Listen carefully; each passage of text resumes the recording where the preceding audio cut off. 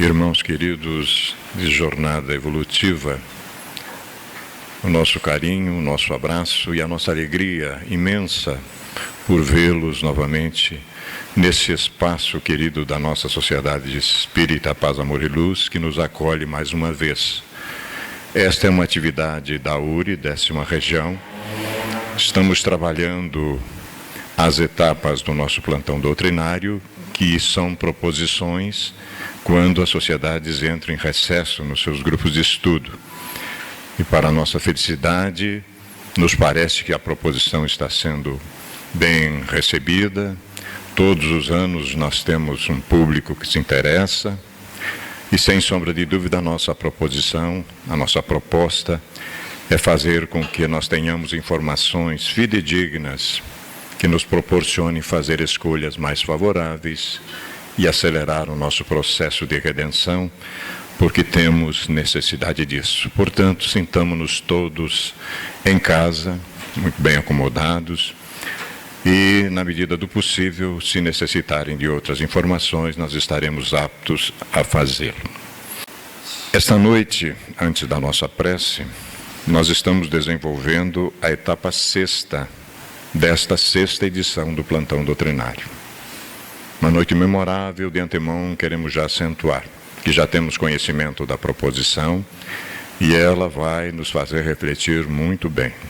Companheiros queridos que são responsáveis pela tarefa, têm toda a nossa confiabilidade, porque já trabalhamos com eles há muito tempo, né? São criaturas que estudam, se aprofundam e vão nos trazer informações interessantes. O plantão chamou-se, nesta edição, de Diálogos Lúcidos entre os textos iluminados de Hermínio Correia de Miranda e as 1000 faces da realidade espiritual. Nós fizemos um trocadilho, quando a inspiração nos sugeriu, com obras do próprio Hermínio, né? O título do plantão guarda relação com obras dele, são mais de 40. Né? Esta noite será enfatizado o livro, como estamos vendo ali, né, na tela, Guerrilheiros da Intolerância. Depois o André vai ampliar isso, nós vamos entender bem esse título, sem sombra de dúvida. E o que trata a síntese, a proposta? A história de Anne Besant, uma das grandes místicas de nossa época, e das suas 2 encarnações anteriores, como Giordano Bruno, na Itália renascentista, e como a filósofa grega Hipácia, nos séculos IV e V.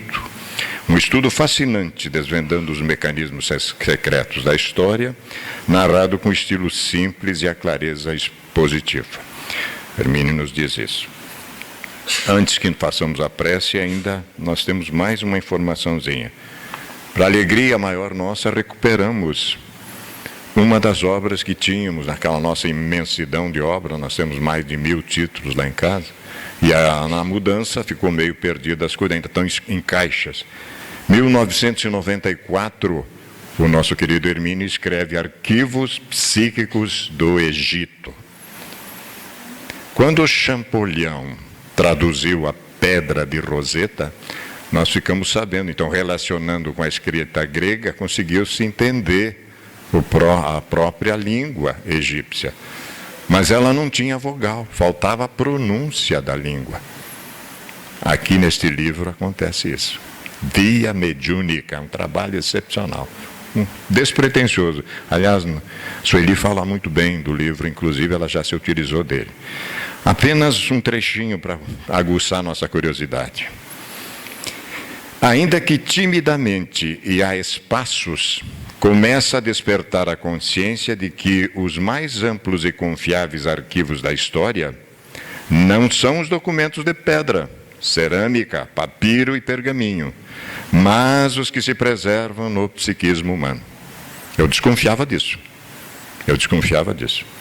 Enquanto aqueles se deterioram com o passar do tempo e chegam aos pesquisadores quando chegam, fragmentados, ilegíveis e às vezes indecifráveis, a memória é indelével e desafia os milênios.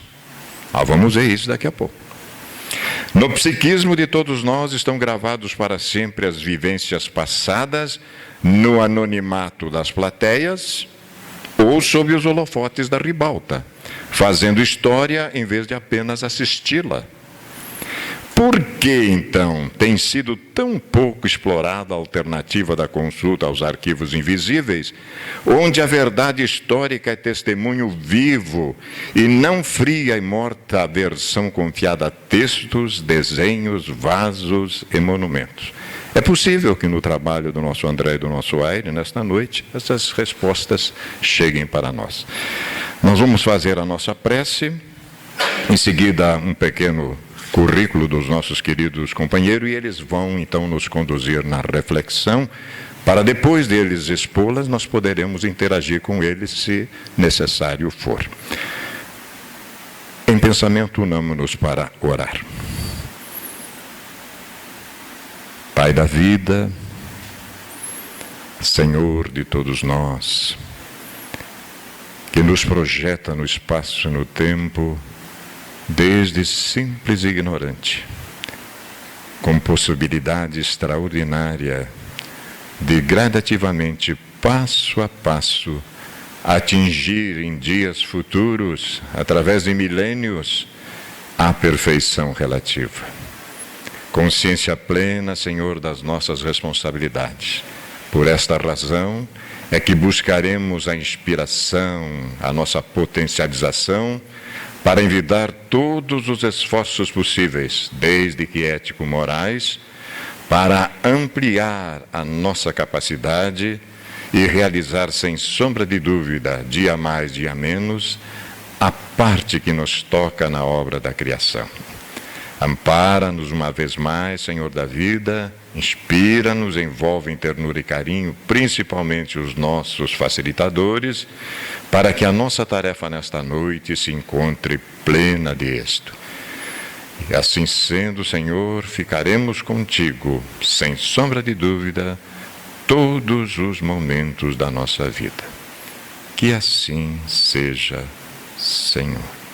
André Luiz Sandri vinculou-se com a doutrina espírita em 2004. Expositor, coordenador de seminários, grupos de estudos e exposições doutrinárias da Sociedade Espírita Amor e Caridade e da nossa URI, 10ª região. O André é analista de sistema na área da informática. Aires Nogueira Júnior vinculou-se com a doutrina espírita em 1984. Expositor, coordenador de seminários, grupo de estudo e exposições doutrinárias, também da nossa SEAC, como da nossa regional. O Aires é bacharel em Ciências Contábeis, gestor administrativo e industrial. A partir de agora, eles nos conduzirão, acho que o André começa com a primeira parte, André. André, por favor. Queridos amigos, queridos irmãos, o nosso boa noite de muita paz a todos, o nosso abraço fraterno àqueles que nós ainda não abraçamos. Como já foi adiantado, a nossa tarefa nesta noite é tratar da obra Guerrilheiros da Intolerância, de autoria do nosso Hermínio Correia de Miranda, dando um enfoque, é claro, especial ao assunto da reencarnação. Como está projetado no slide, que todos estamos vendo, o Hermínio tem esse costume, ele gosta de contar aos seus leitores e às suas leitoras como e por que escreveu as suas obras. Logo no início deste livro, ele nos conta então a história de como e por que escreveu Guerrilheiros da Intolerância. E ele inicia a sua fala nos dizendo de que houve um tempo em que um ambicioso projeto literário ocupou grande espaço na sua mente. Ele desejava escrever um livro no qual estudasse reencarnações do mesmo espírito em mais de uma existência. Escolheu algumas figuras históricas conhecidas, sobre as quais dispunha informações que pelo menos justificassem o empenho em relatar aquilo que chamou provisoriamente de multibiografias. Colocaria as histórias de suas existências uma ao lado da outra, de modo a obter-se uma visão de conjunto que permitisse construir uma hipótese razoável de que teriam sido a mesma entidade espiritual em diferentes passagens pela vida terrena. Selecionou então Alexandre o Grande, Júlio César e Napoleão. Depois, João Hus e Allan Kardec. E entre os brasileiros, Bartolomeu de Gusmão e Santos Dumont, bem como José Bonifácio de Andrada e Silva e Rui Barbosa. Arranjou um título vistoso para o livro, Mecanismos Secretos da História, e levou então alguns anos para escrevê-los. É importante salientar que numa das suas passagens a Salvador à época, em conversa com Divaldo Pereira Franco, esse lhe informara que a entidade espiritual Dr. Bezerra de Menezes mandava-lhe dizer que confirmava as conexões palingenésicas que ele propunha entre os vultos históricos selecionados e que estava na hora de publicar o livro que permanecia ainda engavetado. Os originais, então, foram entregues à FEB, a Federação Espírita Brasileira, e lá eles repousaram em tantas outras gavetas ou prateleiras por mais alguns anos. Não foi dito ao Hermínio por que não se decidia logo se publicavam ou não a obra. Então, resolveu ele pedir de volta os originais. Pensava em reduzir o tamanho da obra antes de oferecê-la a outra editora. A essa altura, porém, parte do material extraviara-se na FEB. Devolveram não apenas 2 dos 4 volumes datilografados. Felizmente, mais tarde, remexendo velhos guardados, esquecidos desde a última mudança de apartamento, Hermínio encontraria uma cópia carbono dos originais completos dos mecanismos secretos da história. Por essa época, Hermínio fica sabendo, através de Luciano dos Anjos, que Ismael Gomes Braga havia lido os originais de mecanismos secretos, muito provavelmente incumbido pela FEB de avaliá-los e opinar sobre a viabilidade da sua publicação. Ismael Gomes Braga escreveu um pequeno artigo sobre o livro, contando já com a publicação que não aconteceu, e nesse artigo Ismael não se limitou a aprovar o livro, mas também propôs que Hermínio incluísse entre os biografados a dupla Giordano Bruno e Annie Besant. A ideia seduziu de imediato Hermínio, e a partir daí ele descreve toda uma saga em busca de material, das biografias desses personagens, para então escrever o livro Guerrilheiros da Intolerância, e isso independente do destino que teria Mecanismos Secretos da História, que continuava e continua inédito. O livro Guerrilheiros da Intolerância, portanto, ele trata de 3 encarnações de um mesmo espírito, como Hipácia, Giordano Bruno e Annie Besant. E o nome Guerrilheiros da Intolerância é no sentido de que Hipácia, Bruno e Besant sempre defendiam o direito do livre pensar e a livre escolha entre as diversas opções religiosas, ou seja, eram guerrilheiros da intolerância. Antes de nós passarmos a biografia desses personagens, e também antes de nós projetarmos alguns recortes que fizemos da obra, nos quais Hermínio destaca, nos quais ele aponta características, traços em comum do caráter deste espírito nessas três existências, como Hipácia, Bruno e Bissan, é importante nós fundamentarmos a proposta do livro e até a nossa própria proposta nessa noite nas obras também fundamentais da doutrina espírita. Como estamos dando um enfoque especial ao assunto da reencarnação, nós vamos nos remeter ao Livro dos Espíritos, na sua segunda parte, quando o codificador Allan Kardec, ele trata do assunto da pluralidade das existências, ou seja, da reencarnação, mais especificamente quando ele trata da temática das ideias inatas.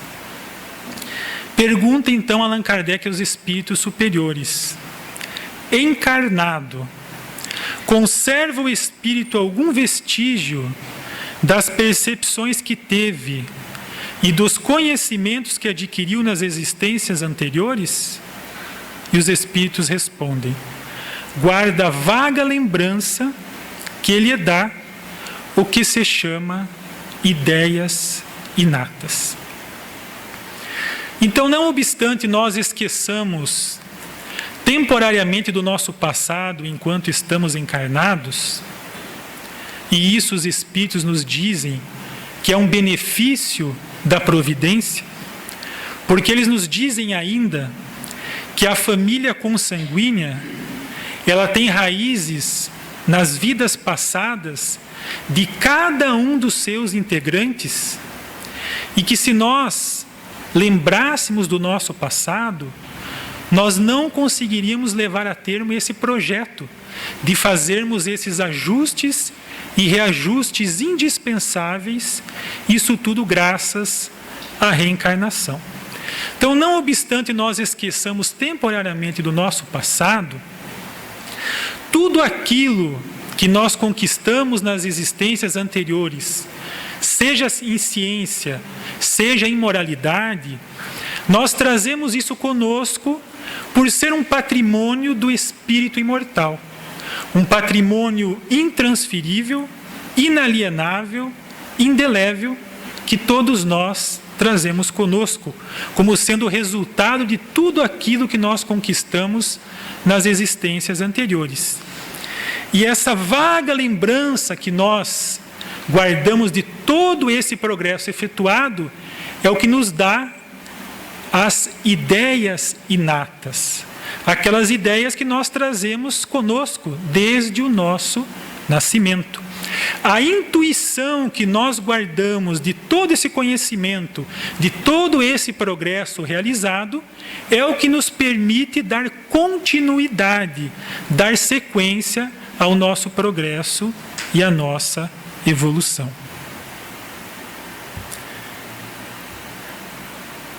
Também na questão 219, na questão seguinte, complementa Allan Kardec, perguntando aos espíritos qual a origem das faculdades extraordinárias dos indivíduos que, sem estudo prévio, parecem ter a intuição de certos conhecimentos, o das línguas, do cálculo, etc., etc. E eles nos dizem: lembrança do passado, progresso anterior da alma, mas de que ela não tem consciência. Trazemos isso conosco, temos essa vaga lembrança, essa intuição, mas não temos a consciência clara dos detalhes de como nós adquirimos esse conhecimento nas existências anteriores. Na obra O que é o Espiritismo, Allan Kardec faz uma analogia muito interessante com um aluno que passa da 3ª para a 4ª classe, e ele nos diz que para que esse aluno na classe seguinte tenha sucesso, tenha êxito, que ele vá bem na classe seguinte, pouco importa ele lembrar dos detalhes de como adquirir o conhecimento na classe anterior ou nas classes anteriores. O que importa é ele levar consigo o conhecimento que ele adquiriu nas classes anteriores. Os detalhes da aquisição desse conhecimento não são importantes. Quais foram os colégios que ele estudou? Se era uma escola pública ou uma escola privada? Os nomes dos seus professores? Se ele estudava à noite, à tarde ou pela manhã? Se ele ficou em dependência em alguma disciplina? Esses detalhes da aquisição do conhecimento, enquanto nós estamos encarnados, eles não são relevantes nem importantes. O que é fundamental é nós trazermos todo esse conhecimento que nós adquirimos nas existências anteriores. Essas ideias inatas, essas habilidades, essa vocação, essas potencialidades, é isto que importa para que o espírito possa continuar, dar sequência na sua caminhada evolutiva. E para nós concluirmos a nossa fundamentação, também trouxemos essa questão que nós gostamos muito, não agora do Livro dos Espíritos, mas do livro O Consolador, que foi ditado pelo Espírito Emmanuel e psicografado por Francisco Cândido Xavier, a questão de número 50, onde perguntam a Emmanuel: o que é a vocação? E ele nos traz esta resposta magistral. A vocação é o impulso natural, oriundo da repetição de análogas experiências através de muitas vidas. Suas características nas disposições infantis são o testemunho mais eloquente da verdade reencarnacionista. Então, aquilo que hoje nós fazemos com naturalidade, até de certa forma com facilidade, é porque é o resultado de muito exercício praticado naquela área, naquela habilidade, naquela aptidão. Então, esse impulso natural, que nós chamamos de vocação, ela tem origem, então, na repetição de experiências semelhantes, de experiências parecidas, através de muitas vidas. Praticamos aquilo muitas e muitas vezes. E agora nós fazemos aquilo com naturalidade. Temos vocação, aptidão para essa ou para aquela área. E suas características nas disposições infantis, sobretudo, são o testemunho mais eloquente da verdade reencarnacionista. Porque as crianças em tenra idade, que se destacam nas artes, nas ciências, no cálculo, nas línguas, como nós vimos na questão anterior, e que não tiveram tempo para estudar aquilo nessa existência, é porque elas adquiriram aquele conhecimento, aquela capacidade, aquela habilidade, aquela aptidão ao longo das existências anteriores. É somente através dessa perspectiva da imortalidade da alma e da reencarnação que nós temos uma explicação lógica e razoável para as crianças prodígio, para a genialidade. Porque se não fosse assim, se nós partíssemos do princípio que a alma é criada no momento que é criado o corpo físico, que essa alma não pré-existisse antes da formação do corpo, forçosamente teríamos que taxar Deus de injusto, um Deus parcial que cria criaturas superiores umas às outras, que privilegia uns em detrimento dos outros. Então essas questões são apenas para nós fundamentarmos a proposta do livro, a proposta da reencarnação.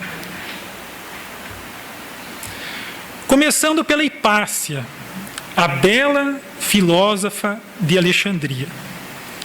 Então nos fala Hermínio, através das biografias, que Hipácia nasceu em Alexandria entre os anos 370 e 380 da era cristã, segundo o Larousse. Morreu trucidada em março de 415. Filha de Teon, matemático, comentador de Euclides e de Ptolomeu, e professor da Universidade de Alexandria. O pai ensinou-lhe matemática e astronomia, encantado com a inteligência da filha. Geometria era a sua matéria preferida, E isso lhe possibilitou a entrada para o território quase sagrado da filosofia. O Larousse lembra que Platão adotou para a sua própria escola o seguinte dístico: aqui ninguém entra sem ser geômetra. Ninguém entrava na escola de Platão e dos seus discípulos se não fosse versado em geometria, se não estudasse geometria, se não tivesse conhecimento de geometria. Essa condição imposta pelo mestre continuaria a ser adotada pelos seus sucessores imediatos e mais tarde pelos neoplatonistas. Em prosseguimento à esmerada educação que recebeu de seus pais, Hipácia passou algum tempo ampliando seus conhecimentos em Atenas, onde Plutarco, o jovem, ainda lecionava publicamente sobre Aristóteles e Platão. Hipácia foi iniciado nos postulados esotéricos e essa temática voltaria a atrair magneticamente sua atenção nas futuras existências como Bruno e Bicsan. Em Atenas ela conquistou certa celebridade, de volta a Alexandria não tardou a se tornar conhecida. Era eloquente, sua palavra era sempre grave e ouvida com respeito. A jovem pensadora usava o manto especial que caracterizava os filósofos e circulava perfeitamente à vontade, despreocupada de sua beleza, entre os homens eminentes da época. Não chegou a casar-se. Hipácia foi uma politeísta de berço e de formação cultural, pois essa era a opção dos seus mestres, do seu pai inclusive. Foi professora por excelência. Gostava tanto de filosofia que parava na rua para explicar aspectos mais difíceis das ideias de Platão e Aristóteles a quaisquer pessoas que lhe pedissem esclarecimentos. No entanto, os cristãos ortodoxos de Alexandria consideravam-na com um olhar enviesado de suspeita. Hipácia era uma sedutora descrente, porém dotada de poderosa dialética. Segundo a biografia universal, Hipácia teve o destino habitual das pessoas brilhantes. Ela despertava muita inveja. Cirilo, arcebispo de Alexandria, teria sido um dos que a invejaram. Em 412, Cirilo, inflexível defensor da ortodoxia católica, mandou fechar as igrejas que estavam sendo utilizadas por uma seita dissidente e em seguida promoveu a expulsão dos judeus da cidade. Por essa questão, Orestes, que era o prefeito da cidade, muito amigo de Hipácia, e também ele era pagão, politeísta, entrou em choque com Cirilo. Então, a partir daí, acontece esse choque entre o prefeito Orestes, que era pagão, amigo de Hipácia, e o arcebispo Cirilo, que era esse cristão ortodoxo. Em 414, hostilizados pelos cristãos, os judeus revidaram promovendo sangrentas represálias, e Cirilo mandou tomar à força e pilhar as sinagogas e, em seguida, os expulsou da cidade. A radicalização tornou-se inevitável e os conflitos começaram. Não houve entendimento entre o arcebispo e o prefeito. Segundo Olby, o único obstáculo a um bom entendimento entre o prefeito e o arcebispo era Hipácia. Os cristãos mais enfurecidos, liderados por certo Pedro, no momento que Hipácia saía de casa, arrancaram-na da carruagem, arrastaram-na até a igreja de Cesariana, despiram-na e apedrejaram-na impiedosamente. Arrastaram os pedaços sangrentos pelas ruas da cidade e em seguida queimaram os restos num lugar chamado Sinaron.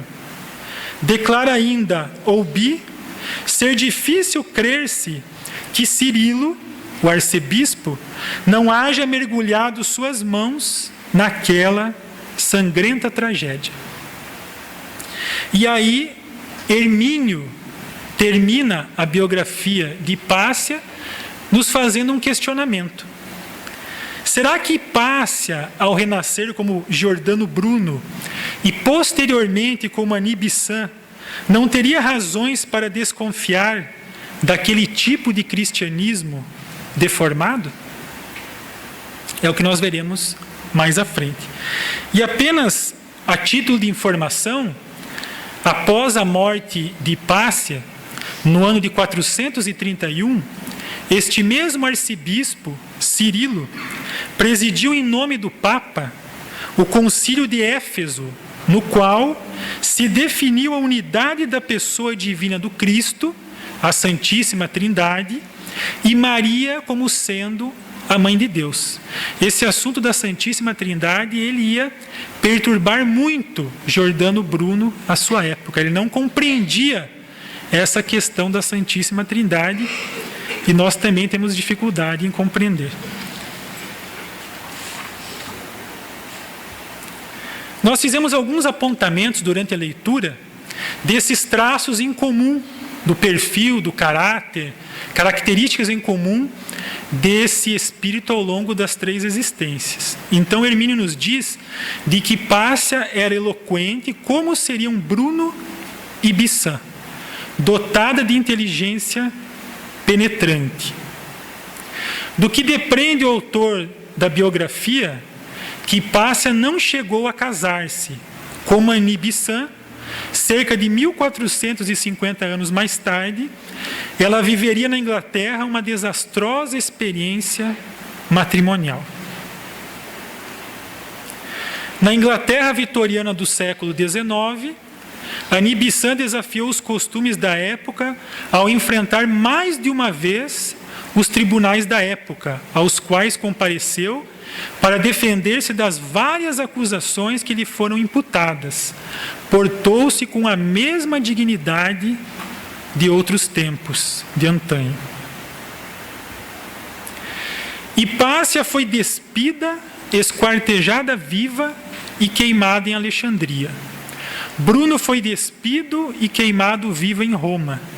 Ambos defendiam o direito ao livre pensar e a livre escolha entre as opções religiosas, como também Anibi-San. Os 3 sempre se opuseram à intolerância. Essa é a marca mais forte desse espírito.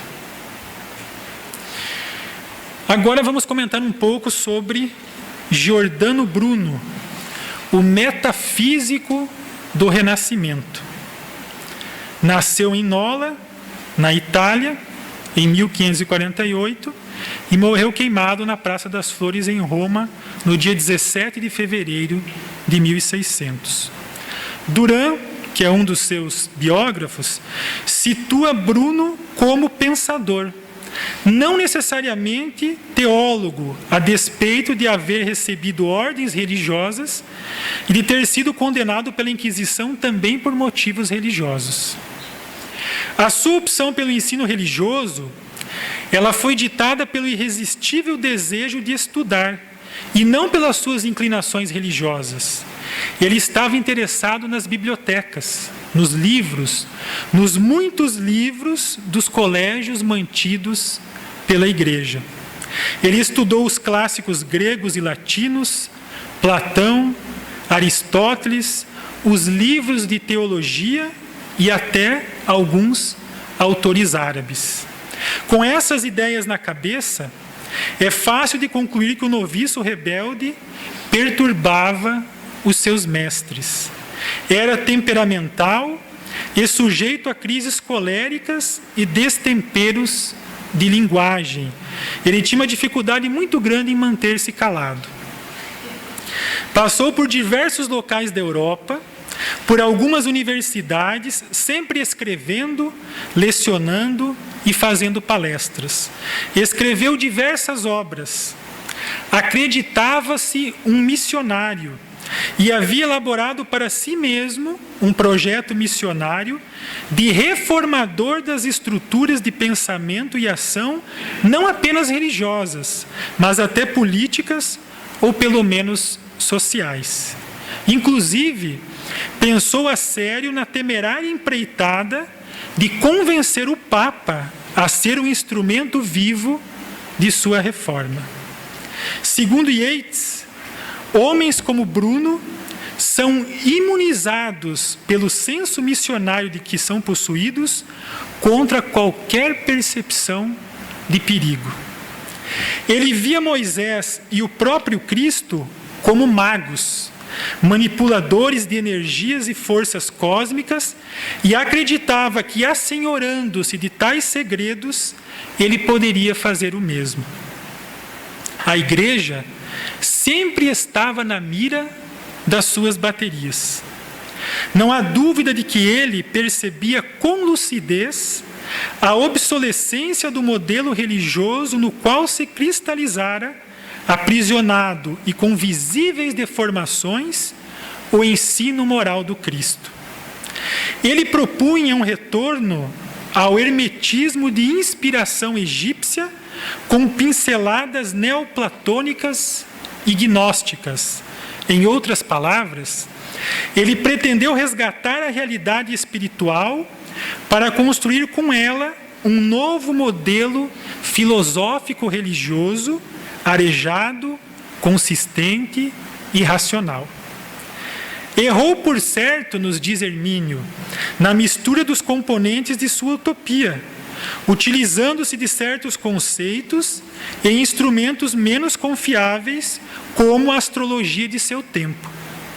Equivocou-se também na avaliação de seu próprio conhecimento, poder e competência para realizar uma reforma de tais proporções. Isso, contudo, não lhe diminui os méritos, pelo contrário, os destaca. Um homem sozinho que mediu forças contra o poder civil e religioso de instituições graníticas. Com idêntica lucidez, ele percebeu logo a importância da astronomia de Copérnico e suas decisivas consequências na reformulação do pensamento científico e teológico.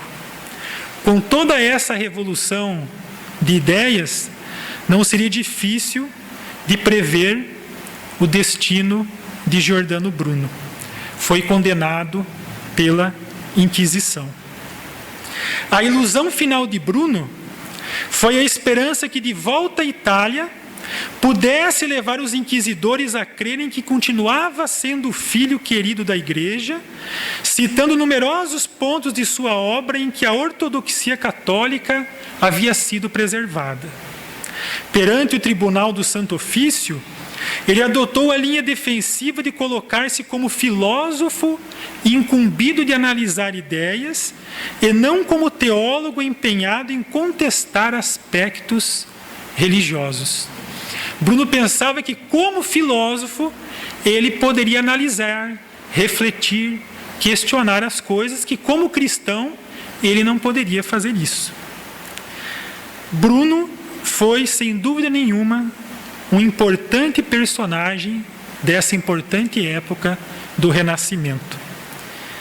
E Hermínio conclui dizendo que Giordano Bruno estava antecipando, em cerca de 300 anos, algumas informações que várias entidades espirituais, no século XIX, estariam passando a Allan Kardec na França, quais sejam da pluralidade dos mundos habitados, da imortalidade do espírito e até da própria reencarnação.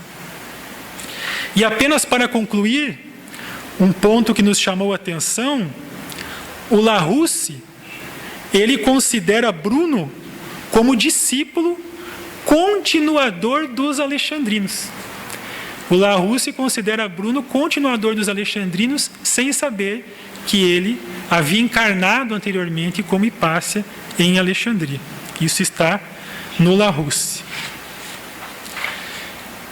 E também destacamos alguns aspectos do perfil de Bruno, que também estão nos outros personagens.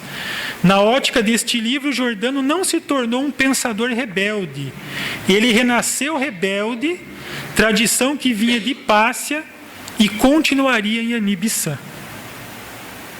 Spampanato, erudito biógrafo italiano, menciona o interesse de Bruno pela magia, ainda que sem abandonar sua tarefa de escritor.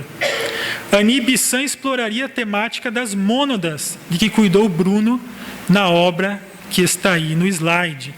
Bruno também fez uma ponte, um link das mônadas com o atomismo grego. E depois, mais tarde, Annie Besant continuou explorando essa temática. Parece que Bruno gostava de provocar polêmicas, ou pelo menos não as temia, o que seria um dos traços predominantes do caráter de Annie Besant, como for, aliás, o de Hipácia, ao desafiar o temido poder do patriarca de Alexandria no século V. E, finalmente, vamos falar sobre Annie Besant e suas muitas vidas.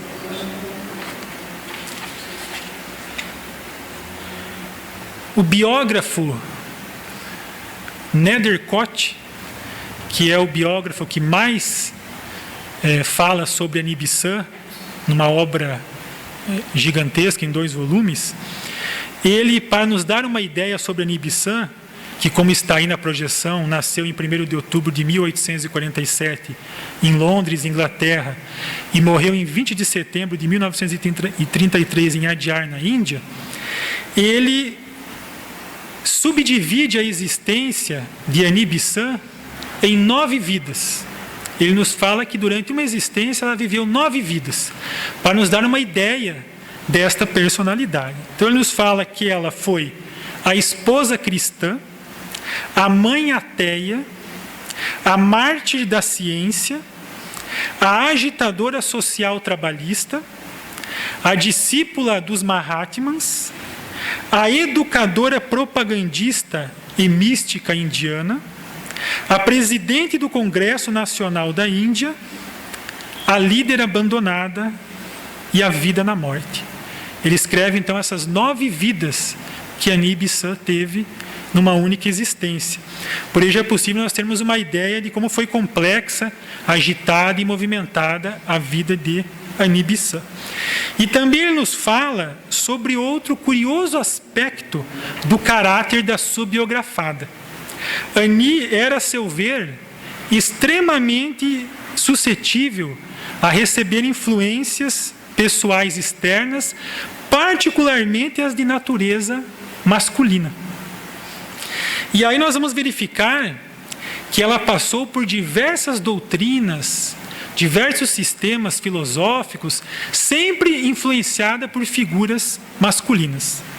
Ela inicia numa espécie de irreligiosidade que vinha lá das existências anteriores, aquela aversão à religião, e que, segundo Hermínio, o seu marido Frank Besant, o reverendo Frank Besant, não ajudou nada nesse sentido, porque a visão que ele passava para ela acerca da religião era uma visão equivocada.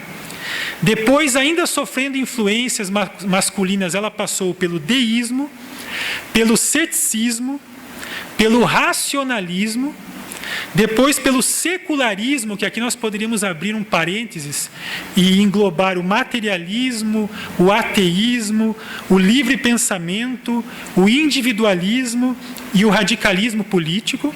Fechamos o parênteses. Depois ela passaria pelo socialismo, pelo marxismo, até que então, cansada, ela chega na teosofia. Ela, além das várias funções que ela desempenhava, ela era crítica literária. E ao fazer a crítica literária da obra de Madame Blavatsky, ela se apaixona e se rende, então, à teosofia.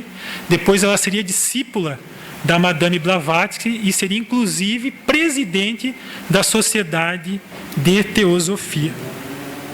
E é interessante que nós vemos toda essa inquietação intelectual, essa agitação intelectual, que, no fundo, é uma agoniada busca espiritual.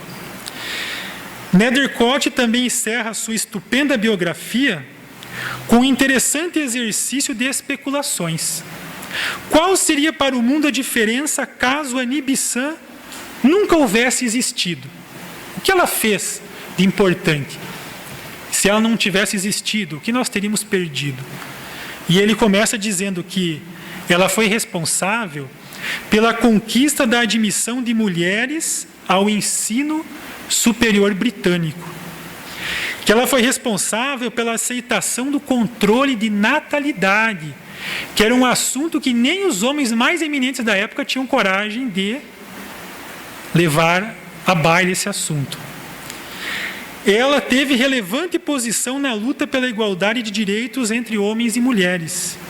Sua ausência no comitê escolar em Londres retardaria substancialmente a decisão de proporcionar instrução e alimento gratuitos às crianças de ambos os sexos.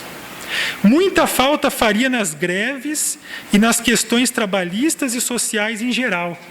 Sua corajosa participação feminina como líder grevista e reformadora social. Ela ia para as ruas para fazer comícios e liderar nas fábricas movimentos de natureza social em luta por mais humanas condições de trabalho, especialmente para mulheres e crianças exploradas.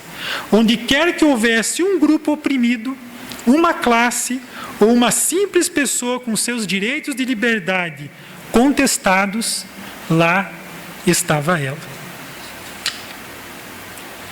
E para nós concluirmos a biografia de Annie Besant, algo interessante também que nós destacamos é que aos 29 anos ela escreve sobre Giordano Bruno, porque naquela fase na Europa, com muitas reformas, muitos daqueles pensadores, daqueles reformadores tinham Giordano Bruno como um ícone.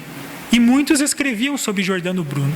E ela, então, aos 29 anos, escreve um artigo sobre Giordano Bruno, sem saber ainda que ela própria escrevera aquelas palavras há cerca de 3 séculos na existência vivida como Giordano Bruno. E nós destacamos uma frase que nós achamos muito interessante, onde Giordano Bruno nos fala assim: saber morrer num século é viver em todos os séculos vindouros. E aqui também alguns traços em comum do caráter, né? Annie Besant sabia usar como poucos sua carismática presença nas tribunas, onde quer que falasse em público. Seu poder verbal, escreve Nethercott, era tão convincente e seu charme tão poderoso que Shaw foi apenas um entre milhares a exaltá-la como a maior oradora do século.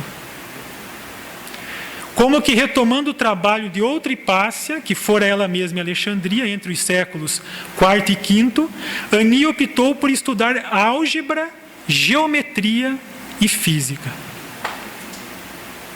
Nethercott identifica em Annie Besant aquele mesmo tipo de inquietação intelectual, no fundo, uma agoniada busca espiritual, que foi uma das tônicas do psiquismo também de Giordano Bruno. De fato, a agressiva irreligiosidade de Annie Besant parece mais uma vingança pessoal contra todo aquele opressivo sistema de dogmas, do qual a Inquisição que levou Bruno à fogueira era apenas um implacável instrumento de intolerância. Nethercott lembra também a vocação dela para o martírio. Acho até, aqui já que nos fala Hermínio, que mais que uma vocação, esse traço fundamental do psiquismo de Annie seria uma espécie de matriz kármica que ela trazia de remotas existências, pois a tendência estava presente pelo menos em Bruno e talvez em Hipácia. E aqui nós queremos caminhar para a conclusão de Hermínio, mas antes também queríamos lembrar um fato interessante. Hermínio, ele nos diz de que não encontrou, em toda essa leitura desse material que ele fez, ele não encontrou nenhum indício ou referências sobre Annie Besant ter estudado o Espiritismo. Ela era contemporânea de Allan Kardec e ela tinha muita facilidade com o francês. Ela dominava com perfeição o francês. Mas não há nenhum indício de que ela tenha estudado, tenha tido um contato com a doutrina espírita. E nós ficamos a pensar como seria Guarani, Bissan, Giordano Bruno, Hipácia, não importa o nome do personagem, numa nova encarnação, com toda essa cultura, com todo esse conhecimento, e nós temos certeza de que ela já tenha travado o contato com o Espiritismo, né? Então, como seria ela encarnada nos dias de hoje ou no futuro, com toda essa capacidade que ela tem intelectual, né? E agora com também a orientação do Espiritismo. E conclui então Hermínio Correia de Miranda, fazendo então traçando um panorama aí sobre essa entidade espiritual, que a entidade espiritual que animou os corpos de Giordano Bruno, Ani Bissan e também Hipácia, necessita alijar de sua formação cultural aspectos fantasiosos e míticos que tanto contribuíram para o melancólico fracasso na implantação de suas complexas utopias. Feito isso, e nós acreditamos que o Espiritismo pode ajudar muito ela nesse sentido, poderá colaborar como sonha e deseja para que se construa afinal um mundo melhor, apoiado em alicerces de justiça social, amor ao próximo, liberdade de pensamento e ação, contidos apenas pelos claros limites recomendados por uma ética universalmente aceita e praticada e uma inteligente e racional abordagem à realidade espiritual. Então, essas seriam as nossas colocações acerca desta obra. E agora o nosso Aires vai dar continuidade.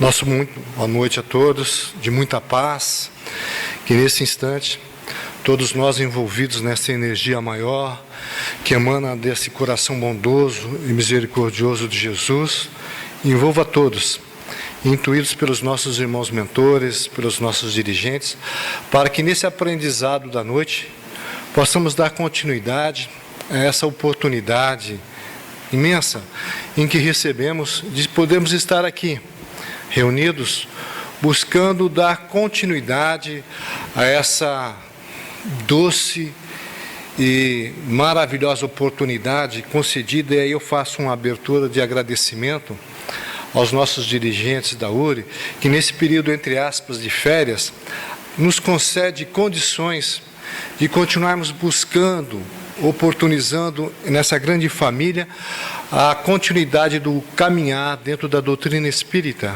Por isso esse plantão doutrinário que surge através, e aí a minha homenagem a esses nossos dirigentes da URI, ao Vanim, que proporciona a nós não só a condição de virmos aprender um pouco mais, mas debruçarmos sobre assuntos, temas tão maravilhosos que normalmente não estaríamos caminhando. Não é verdade? Aqueles que aqui estiveram presentes, é uma surpresa, comentando com o André, falamos da própria dificuldade desse tema, em que pudemos realmente conhecer um pouco mais Hermínio, porque a gente só ouviu falar desse colaborador, desse membro, desse espírita, desse homem reto, digno, de caráter, mas quando começamos a debruçar sobre as suas obras, e especialmente essa, em que nos chama a atenção da sua franqueza, objetividade do escrever, da forma literária, da forma como que ele até filosoficamente trabalha os temas, nos faz despertar sobre todos os valores, que aqui até foram apresentados, tão bem apresentados pelo André,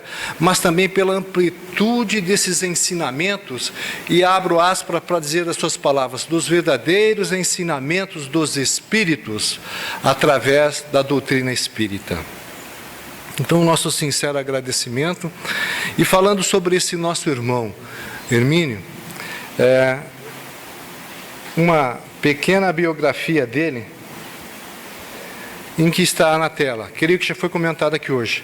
Sem sombra de dúvida, como contador, como uma pessoa de conhecimento, que foi um profissional reto, digno, porque tudo isso faz parte do caráter, da personalidade, daquele em que se predispôs e trabalhou tão bem na doutrina espírita, trazendo luz sobre várias formas de pensar e raciocinar a todos nós, seguidores da doutrina espírita, de uma maneira coerente, muito lúcida. Ele debruçou-se sobre esses temas e conseguiu trazer para a literatura espírita forma e visão diferenciada de valores. Tanto que quando ele adentra a doutrina espírita há 58 anos, em 1957, ele vem trazendo uma visão mais real para nós sobre essa pesquisa e trabalho que ele desenvolve. Então ele pesquisa sobre a questão do cristianismo, sobre a regressão de memória, sobre autismo, ele fala sobre essa vida, fala sobre os cátaras, ele vem trazendo para nós informações tão importantes, mas também demonstra claramente que ele foi um fidedigno trabalhador da doutrina espírita, um palestrante, um doutrinador, um evangelicador. Por décadas ele trabalhou na área em que todos nós trabalhamos, áreas comuns, corriqueiras, mas que formou esse trabalhador da doutrina espírita. E por isso que abro esse parênteses para falar sobre as suas obras, em que ele acaba desencarnando em 2013 aos seus 93 anos de idade, mas sem sombra de dúvida agregou muitos valores e contribui muito para nós. É essa a visão e o respeito que nós temos por ele. E nós trabalhamos uma frase, e que irei trabalhar na frase de Hipácia, Giordano Bruno e Aníbal. Hoje começo falando sobre uma frase dele que diz assim: não é nem problema de fé. Reencarnação não é questão de você acreditar ou não. É a lei. Ele é objetivo. Tanto faz, você já reencarnou e ainda vai reencarnar. É dessa forma com que ele é objetivo. Ele começa a trazer para nós, dentro desse tema da intolerância, em que muitos ainda não acreditam, outras religiões, seitas, que ainda não acreditam ou não aceitam essa visão doutrinária, da doutrina espírita, ele é objetivo. Ante a questão das intolerâncias ou a não aceitação, seja ela de questão política, social, cultural, filosófica ou religiosa, onde nós vamos ater-nos um pouco mais, nós não temos que nos preocupar com isso, porque ele é tão profundo nos seus esclarecimentos, nas suas entrevistas, em que tive a oportunidade de me debruçar sobre aquelas entrevistas em que ele fez em 2011, em que ele fez em 99, e que ele é muito lúcido, quando até comenta sobre Chico Xavier, sobre o compromisso da doutrina espírita, quando ele fala com clareza sobre o compromisso dos espíritas. E eu trago um pouco, a última entrevista em que ele teve, alguns meses antes do seu desencarne, um questionamento que foi feito para ele. E a pergunta foi essa: como você vê os caminhos do espiritismo hoje? E ele diz: acho que ele corre dois riscos: o de ser deturpado e o de ficar engessado. Acho um pouco exagerado a fixação dos divulgadores espíritas de conversarem apenas entre si. Os filósofos do passado foram grandes comunicadores, falavam para todos e todos entendiam. Com todo respeito, se você pega um livro de um filósofo contemporâneo, não dá para entender nada. Parece que escreve uns para os outros. Acho que essa espécie de síndrome prevalece em alguns setores espíritas. E ele continua concluindo de uma maneira profunda: não precisa se preocupar com a doutrina espírita. Se ela falhar agora e por nossa causa, ela volta depois. Um espírito disse a Kardec que o espiritismo será com os homens, sem os homens ou a despeito dos homens. Mesmo que o rejeitemos, ele vai renascer em outro lugar. Não é o movimento espírita, são os conceitos fundamentais do espiritismo que vêm de milhares de anos. E é isso que nós começamos a raciocinar junto com essa visão dele. Ele fala para nós claramente sobre a questão da intolerância. Intolerância até dentro dos caminhos espíritas, dentro dos seguidores espíritas, de aceitar ou não certos procedimentos, de aceitar ou não certas visões, opinião, posturas ou modo de proceder. Aceitar ou não a forma com que se trabalha as sociedades espíritas.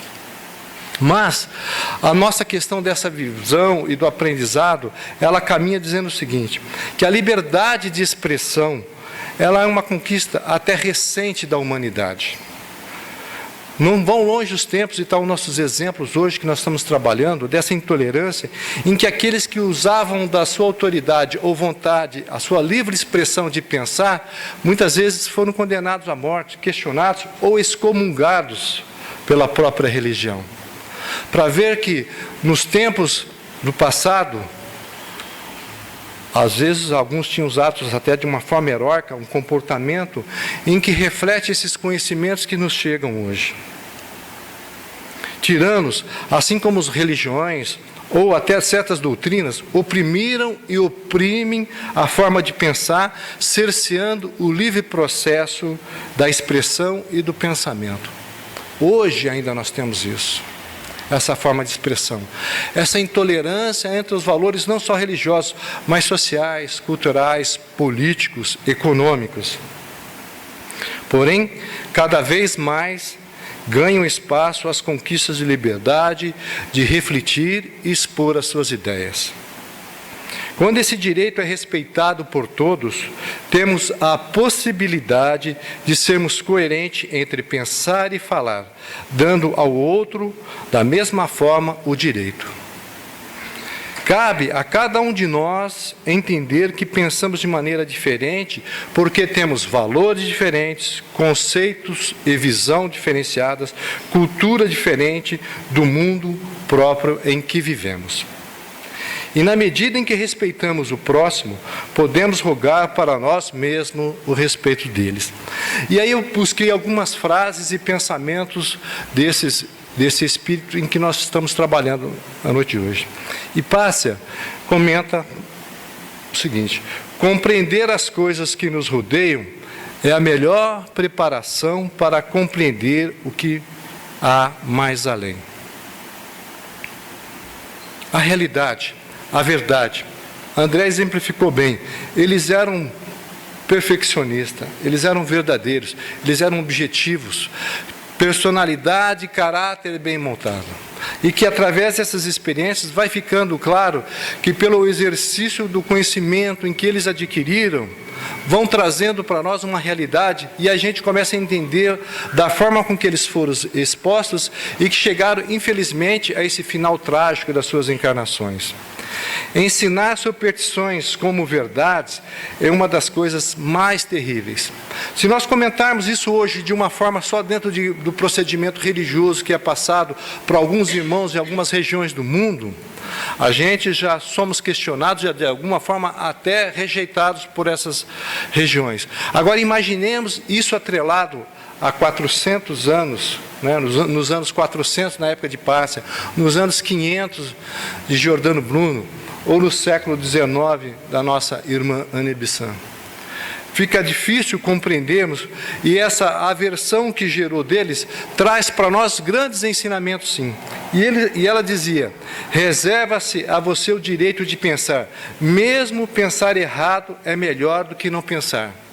A gente entende essa frase, porque naquela época, mesmo ela sendo questionada sobre a visão que ela tinha das questões religiosas, filosóficas, políticas e sociais da época, em que o próprio Cirilo, na questão religiosa, questionava, ela dizia: eu posso pensar do jeito que eu quero, mesmo que eu esteja pensando errado, eu tenho esse direito.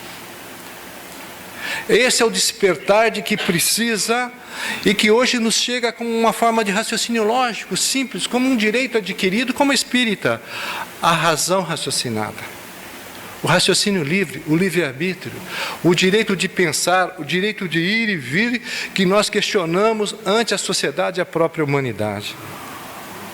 E ela diz: todas as formas religiosas dogmáticas são faliciosas, enganosas, mentirosas e não devem ser aceitas por autorrespeito pessoal. Não podemos mais aceitar ou ser conduzidos por ideias. Nós temos o direito de pensar. Esses filósofos, não só esses que nós aqui hoje estamos buscando avaliar, mas outros filósofos que trazem para nós o direito do cidadão de ir e vir. E é nesses termos que nos cabe perguntar, com muita clareza e profundidade a nós espíritas, qual seria a melhor religião para alguém? Qual seria a melhor religião para alguém? É uma pergunta que a gente faz. Certamente, a resposta não é única. Não é única. Por que isso? Na diversidade de pensar e agir em que está mergulhada a humanidade hoje, poderíamos eleger uma religião específica como a melhor? Essa forma de livre pensar é deles. Desses que nós estamos aqui hoje apresentando. Desses que, se tivesse a oportunidade de se debruçar de uma maneira filosófica, questionamento nesse raciocínio, eles iriam questionar. E esse é um direito nosso, é o nosso livre-arbítrio. Nós temos esse direito de pensar. E certamente, se nos fosse imposto uma religião a qual nós não concordaríamos com o modo de proceder, de ser e de desenvolvê-la, nós nos sentiríamos acuados, nós não nos sentiríamos bem, nós não aceitaríamos. Né? E dessa forma que a gente não se sentiria confortável dentro dessa religião, nós também temos o cuidado de proceder ante os nossos irmãos quanto à nossa religião, quanto à doutrina espírita. A forma de querer impor alguns familiares, a forma de querer impor alguns conhecidos, de querer conduzi-los muitas vezes à força para a nossa doutrina, força entre aspas, né? Levar os filhos, levar os parentes, aquelas coisas que muitas vezes, quando nós deslumbrando a maravilha da doutrina espírita, dessa abençoada e consoladora doutrina, que, como falou André, não tiveram eles a oportunidade de estar presente, ou ter o conhecimento, como a própria pesquisa de Hermínio. E que hoje nós a temos disponível, lúcida, transparente, de todas as formas, não só através da codificação, mas de infinitos livros e condições esclarecedoras.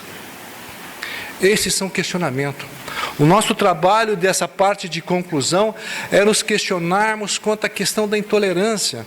E vamos buscar a análise de Allan Kardec, de Divaldo Franco, vamos buscar a análise dos conceitos legais da humanidade, para que traz de uma maneira lúcida, coerente, onde atua o plano maior, indiferente dos conceitos religiosos. Quando nós nos debruçamos sobre a melhor religião, ela deve ser, com certeza, aquela que não nos torna hipócritas, mentirosos, enganadores, que transforma as pessoas no bem, que nos qualifica e nos transforma em seres melhores, mais humanos, mais dignos, mais justos.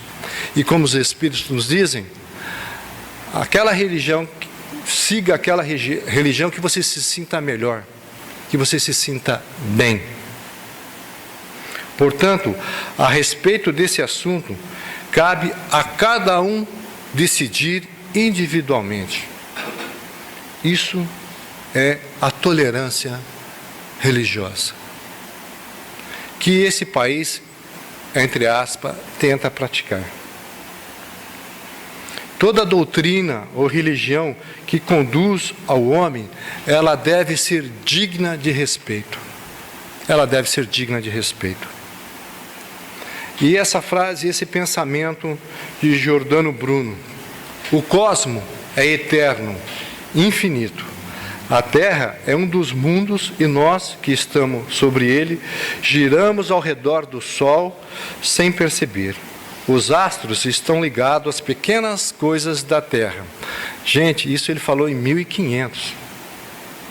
A Lua, as marés, a menstruação das mulheres, o Sol dá vida às plantas, a nós, seres humanos. Se isso é verdade, e é verdade, Deus não está no alto, fora do mundo, mas em cada partícula da matéria inerte ou viva. Deus é a própria matéria. Aí a gente lê isso, aí a gente sabe porque ele foi queimado. É verdade, porque hoje muito de nós ainda questionamos isso. E um homem desse diz isso, não de uma visão religiosa, porque não era o princípio dele, mas dessa forma com que ele interpretava e via. Você vê a profundidade do assunto em que ele traz, e você vê que realmente eles incomodaram muita gente nesse processo de caminhar de vida dele. E isso porque, quando se trata das coisas de Deus, o importante não é o caminho que tomamos, mas sim a direção para a qual nós caminhamos. E são muitos os entendimentos e expressões que nos conduzem ao Pai. Nesse termo, infrutífera ou não, quando não respeitada, qualquer imposição de crença a outra, ela é injusta. Para alguns, Deus está na natureza. Para outros, a convivência está dentro do seu templo. E tanto outros o cultivam na sua intimidade. E por que não esses nossos irmãos não o cultivavam dentro da realidade, da busca da verdade, dentro desse processo de respeito e de livre expressão da liberdade? Por que não? Mas nós devemos entender que todos eles são estágios evolutivos. E a nossa Anne Besant diz o seguinte: não me atrevo a comprar a paz com uma mentira. Imperiosa necessidade me induz a dizer a verdade tal como a vejo.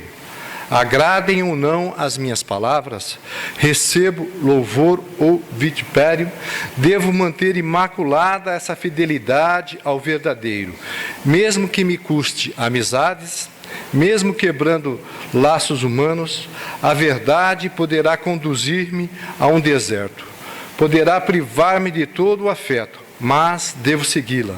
Ainda que me tirasse a vida, confiaria nela. É a história de vida desse espírito. E nesse processo de aprendizado, de esclarecimento, alguns se atêm fervorosos às suas crenças religiosas. Outros preferem, de uma maneira mais amena, vivenciar a sua relação com Deus. Para o Criador do Universo, o importante não é o que sai do homem, nem os seus gestos, ou onde isso possa estar. Mas o Pai Maior deseja que isso esteja realmente no coração e na ação verdadeira dos homens. Dessa forma, não há como não respeitar todas as crenças, porque quando elas nos fazem bem, devemos acreditar nela. Aliás, Deus, acima de tudo, sabe que entre nós somos muito pequenos e falíveis. Ainda estamos tateando, dando os nossos primeiros passos na busca de entender a sua grandiosa bondade e misericórdia. Dessa forma, nós começamos a entender quando buscamos nos aprofundar em base para esse estudo de hoje. Quando Allan Kardec, na Revista Espírita, de agosto de 1864, fala sobre a questão da tolerância ao Espiritismo. E ele diz lucidamente: o Espiritismo é uma fé íntima, está no coração e não nos atos exteriores. Não prescreve nada que seja de natureza a escandalizar aqueles que não compartilham dessa crença. É recomendado disso se abster por espírito de caridade e tolerância. Aí começa a aparecer a exemplificação do aprendizado da doutrina de amor de Jesus, da aceitação e da igualdade de todos nós, da lei maior de amar a Deus sobre todas as coisas e ao próximo como a si mesmo, da igualdade, da justiça da lei de Deus. Divaldo Pereira Franco, nos seus estudos espíritas, também conceitua isso dizendo: a indulgência, a condescendência em relação ao outro, seja de referências às suas opiniões ou comportamento, ao direito de crer no que lhe aprover, pautando as suas atitudes nas linhas que pareçam mais compatíveis ao seu modo de crer, de ser, desde que não firam os sentimentos alheios, nem atente contra as regras da dignidade unidade humana ou do Estado. Olha a profundidade, olha a linha de esclarecimento do respeito, da tolerância, da aceitação, de rompendo as barreiras dessas intolerâncias que tanto agrediram a humanidade, o progresso do ser humano. Porque essa intolerância foi a base dos anos negros, dos séculos negros da Inquisição. Foi ali, através desses questionamentos, em que o homem entrou numa derrocada moral por fraqueza ante essas questões religiosas, onde o cristianismo quis combater os pagãos em decorrência, em detrimento da não aceitação de Jesus. É triste, mas são verdades que nós temos que aceitar, porque são bases que solidificam o nosso aprendizado espiritual. E o tema principal da noite é a reencarnação. E Luciano dos Anjos, esse conhecido de Hermínio, fala claramente sobre isso quando ele comenta, ele somente diz o seguinte: somente ela, a reencarnação, explica as diferenças materiais, intelectuais e morais dentre os homens. Somente ela, a reencarnação, engrandece e torna perfeita a justiça de Deus. Sem ela, não existiria justiça divina. Sem ela, nós não teríamos base de aceitação da continuidade da vida. Sem esses princípios tão importantes que traz lucidamente a doutrina espírita, desde o primeiro, da existência de Deus, da existência do Espírito, da continuidade da reencarnação, nós temos a certeza e a compreensão de tudo que se passa nas existências. Fica-nos mais fácil a aceitação. E é dessa forma mais clara e lúcida que nós interpretamos com mais profundidade esse livro do Hermínio, e que nos obrigou, como nós comentamos, a essa difícil busca dessa tarefa de conhecer sobre esse tema, e vimos aqui falar de uma maneira mais lúcida, mais transparente, com essa clareza e a confiança de que entendemos esse ensinamento desse nosso irmão. E ele diz, e a gente busca mais, não só dentro dos valores da doutrina espírita, mas nessa declaração da Unesco, que fala sobre a educação e a tolerância. A educação é o meio mais eficaz de prevenir a intolerância. Isso não é da doutrina. E a gente debruça isso, começa a analisar e ver como o plano espiritual atua maravilhosamente em todos os planos da orbe. Não somos nós somente privilegiados que temos o direito de conhecer essa doutrina bendita. Por isso que falamos que não existe uma única, específica religião melhor ou mais ajustada para todos. A doutrina espírita não é a doutrina ou a religião do futuro. Não é. Mas ela está intrínseca nessa religião do futuro em que os homens viverão. Porque depende de nós o que nós fizermos dela.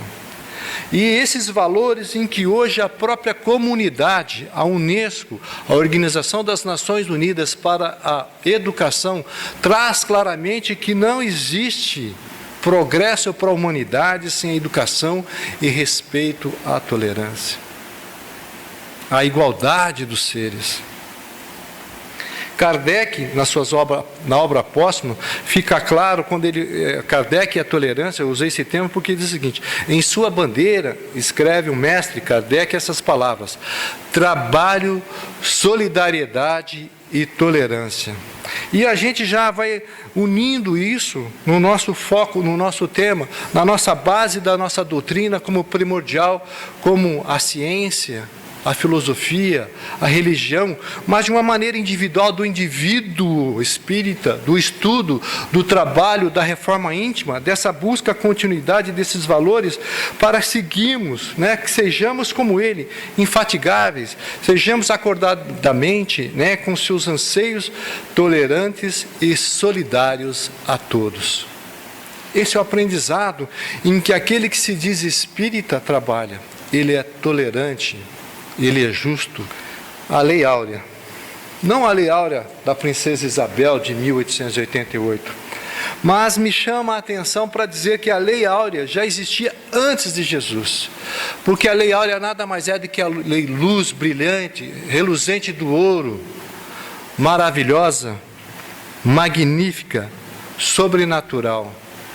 E ela já existia antes de Jesus. Os gregos diziam: não façais ao próximo o que não desejeis receber dele. Nós já conhecemos isso, né? Os persas diziam: fazei como quereis que vos façam. Os chineses: o que não desejais para vós, não façais aos outros. Os egípcios: deixai passar aquele que fez aos outros o que desejava para si. Os hebreus: o que não quiseres para vós, não desejeis para o próximo. Os romanos: a lei gravada nos corações humanos é amar os membros da sociedade como a si mesmo. Olha essa lei. A lei gravada nos corações humanos é amar os membros da sociedade como a si mesmo. Os romanos, os grandes conquistadores do mundo, que escravizaram, que abusaram dos seus irmãos de caminho, mas que na sua derrocada do seu império, através da intolerância e de muitos outros, levou a humanidade a esses séculos tenebrosos, que nós não questionamos, mas que com Jesus, porém, a regra áurea dessa lei de luz brilhante e reluzente, ela se solidificou-se plenamente, pois o Mestre não só a ensinou, como a exemplificou, em plenitude de trabalho, abnegação e amor. Chico Xavier. Vejamos, meus irmãos, como é importante entendermos que tudo emana do Cristo. Ele é o nosso ponto de ligação. Ele é o ponto-chave da tolerância, porque a base da tolerância está calcada na figura de Jesus, pois foi Ele que nos passou todos os ensinamentos de como amar o próximo como a nós mesmos. Ele nos deu o exemplo, renunciando a si mesmo em favor da humanidade, trazendo para nós esses seus ensinamentos de luz e a lei maior, a lei do amor. Fê-lo-nos sem queixas e sem recriminações, aceitando sempre as determinações da vontade de Deus e não a sua. Em suas prédicas, alertavam-nos dos que deveríamos ser severo para conosco mesmos e indulgente para com o próximo, e não o contrário. Essa é a verdade. Por mais que nós tenhamos caminhado sobre hoje, falando como essa ideia da reencarnação como sendo básica, sobre a questão da intolerância, o princípio da lei de amor, de justiça e caridade, do capítulo 3º do Livro dos Espíritos, se solidifica nessa fase conclusiva de hoje, dizendo para nós que fora da caridade não há salvação, que a lei maior é o amor, que cura tudo, que salva tudo, que une tudo, que ajusta tudo. E nos diz claramente na nossa conclusão: tudo que vos quereis para que os homens vos façam, fazei-o vós também a eles, pois esta é a lei e os profetas. E nós aprendemos com Jesus que tolerar é bom, mas respeitar é melhor. Respeitar é bom, mas amar é melhor. Esse é o nosso processo de caminhada. É essa oportunidade da reencarnação concedida pela misericórdia divina a todos nós, que nos concede, mais uma vez, estarmos na matéria em busca do aprimoramento, em busca do amor, em busca da perfeição e do aprendizado maior. Porque a intolerância, ela já não era mais para estar no meio dos homens, mas ante a misericórdia divina e o amor maior de Jesus, se faz presente como uma necessidade de aprimoramento para todos nós. Todos nós precisamos estar expostos a essa lei corretiva, desse processo de reeducação, de aprendizado e do exercício de amor. O nosso sincero agradecimento, muito obrigado a todos e mais uma vez obrigado pelo carinho e a paciência de vocês.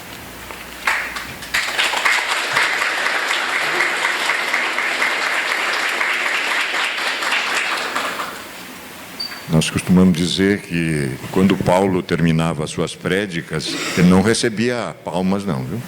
Recebia pedrada. E agora a gente já evoluiu, né? Viu? Que legal. Claudemir, alguma consideração? Não? Bem, meus queridos, nós estamos abertos para o debate. Eu tenho a impressão que ficou aí algumas, às vezes fica algumas questões no ar para ser resolvida e os nossos expositores estarão à nossa disposição. Eu desconfiava que às vezes eu penso um pouquinho, que toda essa problemática para esse livro não sair, agora nós estamos vendo as razões, porque ele tinha alinhavado uma série de benfeitores, não tinha? E ele tinha que falar de quem? Desse espírito em teus 3 momentos, né? E nós vemos agora, então, possivelmente seja essa uma das causas. Vai ficando, ninguém vai ligando e tal, até que chega a hora que o negócio vem mesmo, né? Poxa, eu não tinha pensado nisso, né? Então, nós vamos passar para... Nós temos aí alguns minutos, podemos conversar com nossos 2 expositores. Os senhores se postem, por favor, próximo desse microfone, cuidado com ele, que ele tem uma falhazinha, né? O palestrante tocou num assunto ali muito importante, a questão da tolerância. E eu estou percebendo no Brasil acontecendo, e é lamentável e preocupante, uma intolerância muito grande por parte da nossa sociedade.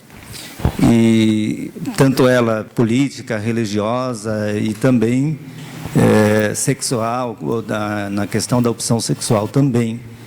E o que é preocupante é que tem alguns ícones algumas pessoas muito bem postadas na sociedade que pregam essa intolerância assim abertamente, e o mais preocupante ainda é ver tantos seguidores dessas pessoas que são totalmente intolerantes em relação a esses 3 pontos que eu coloquei, que são... E isso parece uma regressão, né? Ao invés de ser uma evolução da sociedade, parece mais uma regressão da sociedade. São temas que, às vezes, a gente já achava que já estaria passados, não, mas parece que retorna novamente de uma forma muito preocupante. Então, na verdade, não é uma pergunta, é mais uma constatação, né? Vocês poderiam até comentar alguma coisa em relação a isso. Na verdade, esses temas, como eles são relevantes, de muita importância para a nossa sociedade, nós temos recebido alguns esclarecimentos. O próprio Divaldo Franco, através do Dr. Bezerra, tem trazido algumas informações. A respeito, por exemplo, do questionamento político, ele diz claramente que nós temos que aprender a tolerar em decorrência da necessidade e experiência que esses nossos irmãos passam pelo processo reeducativo, como esses cargos políticos de relevância, em que eles devem se ajustar em decorrência de oportunidades de aceitar ou não, ou se comprometerem mais. Assim como nós, nas nossas pequenas missões também no dia a dia. Boa noite. Você falou assim que não há uma religião ideal, mas aquela que faz bem à pessoa, certo? Aquela que a pessoa se sente bem. E se nós sabemos que devemos ser tolerantes, como que a gente deve compreender e proceder na atualidade em relação ao extremismo religioso presente no Islã? Como que eu sei que a gente deve orar pelos nossos irmãos, né? Mas como que a gente deve agir pontualmente na sociedade hoje em relação a tantas atrocidades que advêm dessa crença que para eles faz bem?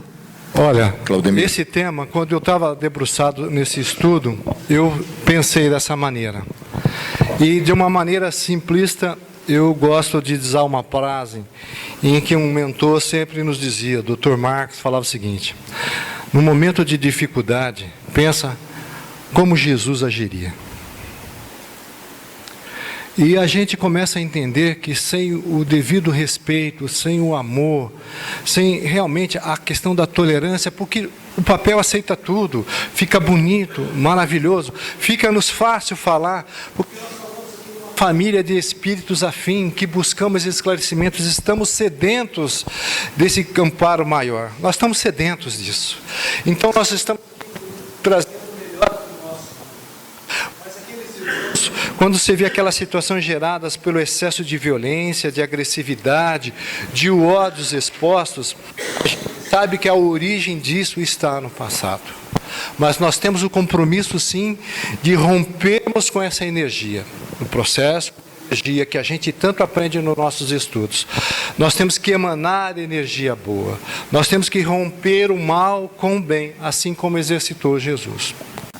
Eu só lembrei agora de uma frase do Emmanuel, quando a gente estava fazendo uma exposição sobre bem-aventurados os pacíficos, e ele fazia um paralelo mostrando a diferença que existe entre ser passivo e ser pacífico, né? E daí ele fala assim: o mal empreende o ataque, né? E o bem ele trabalha a defesa, né? Então eu acho que a gente tem que ter essa postura assim de tolerância, esse olhar do amor, né, com essas criaturas, mas a gente tem que trabalhar na defesa também, né? Ser pacífico é você não ser violento, mas não é você ser passivo, conivente com as coisas erradas, né? Mas omisso é você trabalhar a questão da defesa também, né? Que nem ele dizia lá, caridade é intensificar o bem sob todas as formas respeitáveis, né? Então acho que essa reflexão também cabe nesse momento de a gente ser pacífico, não violento, mas não ser passivo. O que estiver ao nosso alcance, trabalhando na defesa, no direito, né, preservando as coisas, a gente tem que fazer também. Cada um vai saber o que fazer dentro daquilo que pode fazer dentro do seu âmbito, né, do que está ali possível fazer naquele momento. É interessante a gente pensar nessa questão e extrapolar ou transcender um pouco, porque a gente às vezes vai rotulando, né? Se nós analisarmos o Islã enquanto religião, não prega a intolerância nem o extremismo. O extremismo parte de pessoas equivocadas que interpretam ao seu bel prazer, taxando quem não segue o Islã de infiel.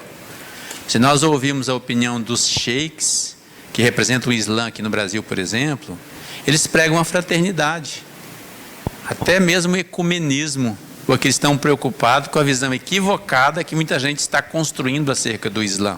Então nós não podemos confundir o islamismo com o extremismo de alguns islamitas. O mesmo ocorre entre nós cristãos. O catolicismo, nós sabemos o estrago que fez na Idade Média contra judeus, a próprio Cirilo aqui nós vimos, né? Em nome do cristianismo, em nome do catolicismo, que na época, quando falava em cristianismo, falava em catolicismo, porque era a única religião que existia. Hoje, tem uma coisa acontecendo no Brasil que muita gente não sabe. O André Trigueiro, que vai ser um dos conferencistas agora na Conferência Estadual Espírita, ele apresentou, numa das reuniões da Federação Espírita do Paraná, uma denúncia muito séria.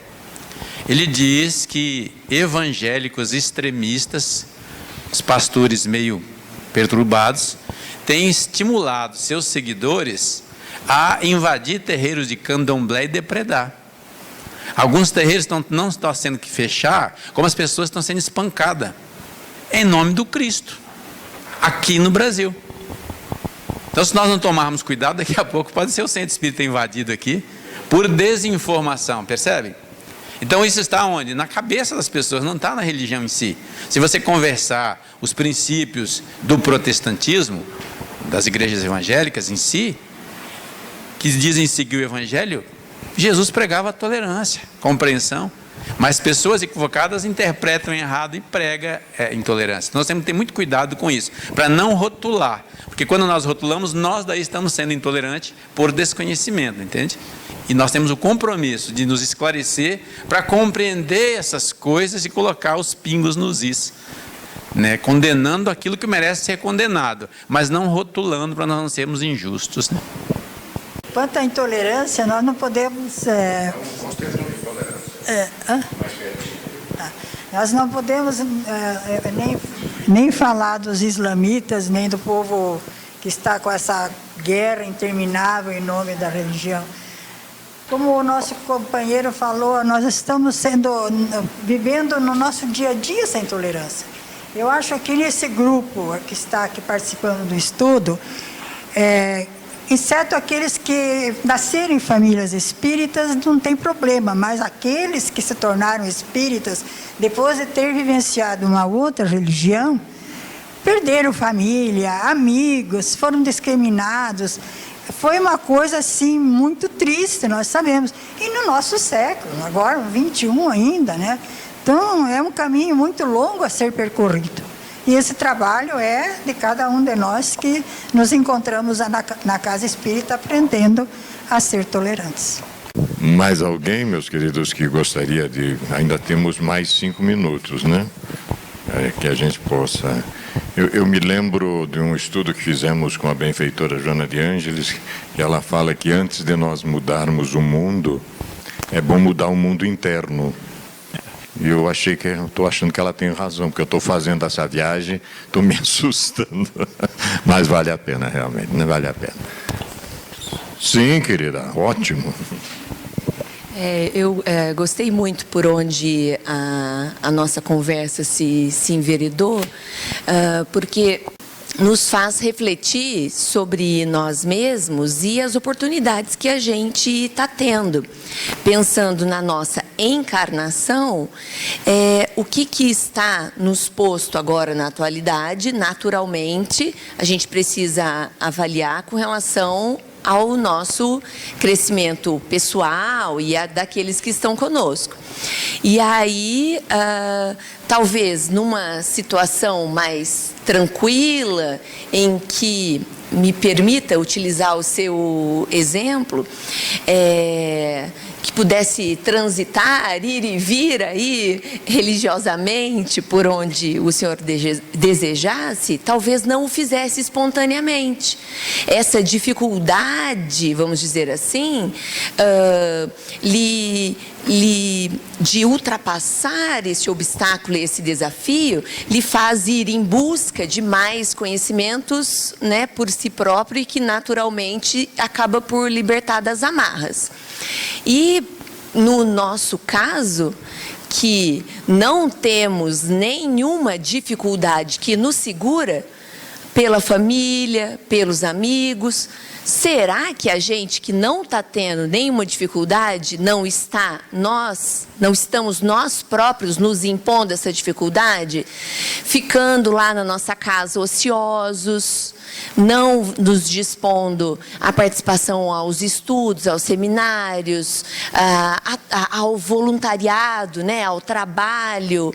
Então, eu acredito que essa sua confissão pode nos ajudar a pensar intimamente como que está o meu mundo, o quanto que eu estou lutando, o quanto que eu estou aproveitando a encarnação para que numa próxima esse conhecimento possa realmente ter sido adquirido da melhor maneira e eu ter ocupado bem esse espaço aqui tão disputado na Terra, né?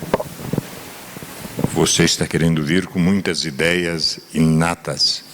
Muito bom. É isso, André? Aquela introdução do André ganhou-me. Realmente. Bem, minhas queridas, o nosso tempo está esgotando. Nós queremos agradecer imensamente essas duas criaturas queridas que andam comigo para baixo e para cima aí, né? Anos trabalhando junto, nós temos uma afinidade muito grande e eles realizaram um belo trabalho, né? Nós agora vamos projetar então a etapa seguinte. Os senhores estão dispensados por hora. Esse ano, lá em dezembro, nós teremos uma nova edição, né? E já estamos projetando o nosso plantão próximo, né? Bem, antes que nós concluamos, nós queremos dizer que vem aí então a nossa etapa 7ª. E o livro será A Memória e o Tempo. Estamos olhando aqui para um dos responsáveis que vai nos conduzir, que é o nosso querido presidente da regional, o Claudemir Desto, e a sua filha, Estela Silva Desto, né? Então nós conseguimos reunir então pai e filha numa etapa, e eles vão abordar um mergulho apaixonante nos mistérios do tempo e de suas relações com a memória integral. utilizando a regressão de memória como técnica de pesquisa e instrumento de exploração dos arquivos indeléveis da mente. Eu vi que o Hermínio repete isso aqui periodicamente, né? Arquivos indeléveis da mente. Aqui nos arquivos psíquicos do Egito também ele trabalha dessa maneira. E olhe só, eu descobri esses dias também, lendo uma das suas obras, como é que a gente chama o pessoal que nos perturba de obsessores. E ele chama de atormentado companheiro de jornada humana. Achei legal. E o pega melhor. Veja, o respeito pelo outro, mesmo atormentado. O respeito, né? Bem, o livro também vai tratar, com argúcia e clareza, o autor discute o conceito de tempo, reavalia os ensaios pioneiros com a hipnose e, no século XIX, aborda as experiências de Albert de Rochat e as teorias de Freud, até chegar às modernas técnicas de terapia das vidas passadas. Desafiador. Claudemir e a filha, então, vão tratar desta obra, A Memória e o Tempo, que é uma abordagem criativa dos mistérios e segredos da mente humana. Como ele mesmo diz, imperdível. Imperdível, né? Então, essa vai ser a nossa segunda-feira, 25 de janeiro. É aniversário de quem? São Paulo, não é? São Paulo de Piratininga, não é isso? É porque termina a Copa dos meninos lá, eu sei que é feriado. 25 de janeiro, segunda-feira, então, né? Das 20 às 22 horas. Ficamos imensamente felizes por terem nos visitado mais uma vez. Divulguem, compartilhem, chame outras criaturas e, fundamentalmente, meus irmãos, fazer como Jesus fazia, como Cristo fazia.